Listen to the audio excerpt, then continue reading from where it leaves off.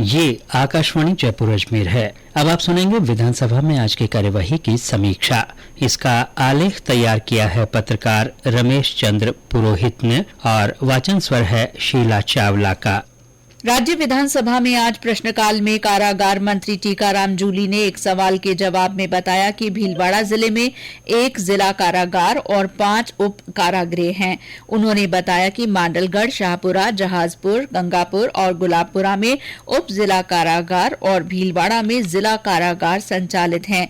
उन्होंने आश्वस्त किया कि इन जेलों में रिक्त पदों को सीधी भर्ती और पदोन्नति की कार्रवाई के बाद भर दिया जाएगा। एक अन्य सवाल के जवाब में सामाजिक न्याय और अधिकारिता मंत्री टीकाराम जूली ने बताया कि केंद्र सरकार के राष्ट्रीय आयुष मिशन के तहत प्रदेश में 1000 आयुष हेल्थ और वेलनेस सेंटर संचालित हैं। गोपी चंद मीणा के मूल प्रश्न के लिखित जवाब में उन्होंने बताया कि ये सेंटर आयुष मंत्रालय की गाइडलाइंस के अनुसरण में संचालित किए जा रहे हैं। इनमें पार्ट टाइम महिला और पुरुष योग प्रशिक्षकों के मानदेय का निर्धारण केंद्रीय आयुष मंत्रालय के स्तर पर निर्धारित किया जाता है। सदन में आज नियम 295 के अंतर्गत विधायक राजकुमार रोत ने दक्षिण आदिवासी क्षेत्र में 2022 के सर्वे में बीपीएल और एपीएल धारकों को अपात्र करने की स्थिति के बारे में जानकारी मांगी। विधायक नारायण सिंह देवल के प्रदेश में ओलावृष्टि से फसल खराबे के कारण किसानों को विशेष आर्थिक पैकेज के बारे में बिहारी लाल के राज्य में विभिन्न वर्गों की सेवा संबंधी समस्याओं के निराकरण के संबंध में और मदन प्रजापत के विधानसभा क्षेत्र पचपदरा के नए स्कूल खोलने और क्रमोन्नत करने के संबंध में दी गई सूचनाओं को पढ़ा हुआ मान लिया गया।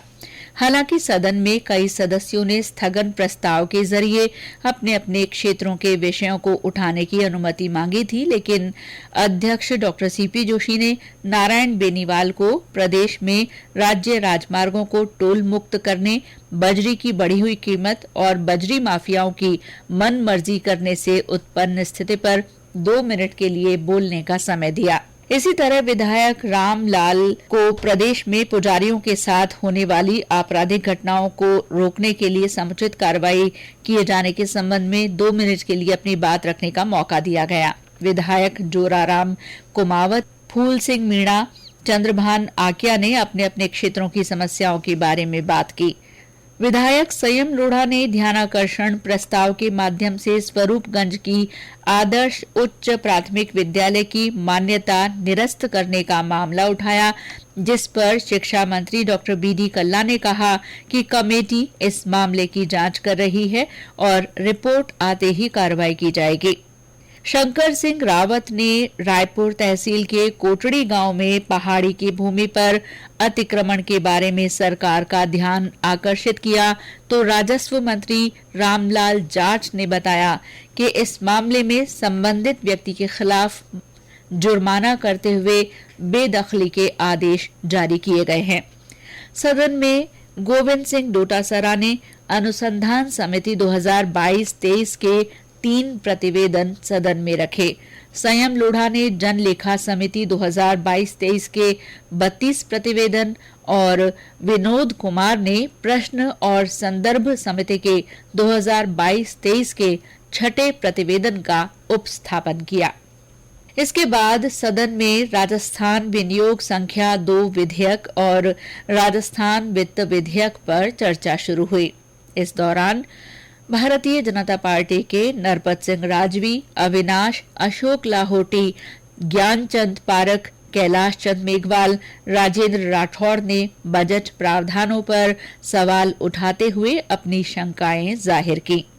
कांग्रेस की ओर से रोहित बोहरा, दानिश अबरार और रफीक खान ने चर्चा में भाग लिया। उन्होंने सरकार के बजट की तारीफ की और बजट घोषणाओं का स्वागत किया। निर्दलीय संयम लोढ़ा ने बजट चर्चा के बहाने केंद्र सरकार पर तीखे सवाल उठाए।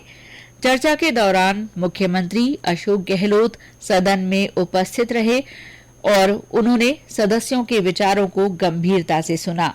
बाद में मुख्यमंत्री अशोक गहलोत ने अपने जवाब में विपक्ष की शंकाओं का समाधान करते हुए सदन को आश्वस्त किया कि जो बजट पेश किया गया है वो जनता के हितों के अनुकूल है और ये प्रदेश के विकास में मील का पत्थर साबित होगा।